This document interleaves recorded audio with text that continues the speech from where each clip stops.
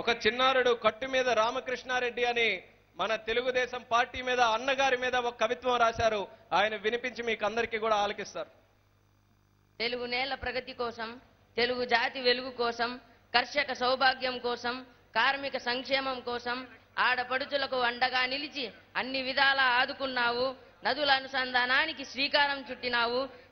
అమరావతి నిర్మాణానికి ఆకారం దిద్దినావు. జన్మభూమి కార్యక్రమాలను జయప్రదం చేసినావు.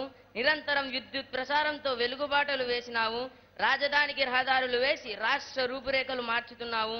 పోలవరం నిర్మాణానికి నాంది పలికినావు. పట్టిసీమను పూర్తి చేసి రాయలసీమను సస్యశ్యామలం చేసినావు. పురుషోత్తమ పట్టణం ప్రాజెక్టును ప్రారంభించి ఉత్తరాంధ్రకు ఉన్నత దశ తెస్తున్నావు. గండికోట ప్రాజెక్టుకు నీరు తెచ్చి కడప జిల్లా రైతుల కలలను నెరవేర్చినావు. అవ్వాతాతల పింఛను 5 రెట్లు పెంచి వారి పెద్ద కొడుకుగా రుణం తీర్చుకున్నావు. మా తాత నందమూరి ఆశయాలను ఆచరణలో పెడుతున్న నీకు విజన్ 2050 వరకు నందమూరి వారి అల్లుడే ముఖ్యమంత్రిగా కొనసాగాలని స్వర్ణాంధ్రప్రదేశ్ ప్రజల ఆశ ఆకాంక్ష.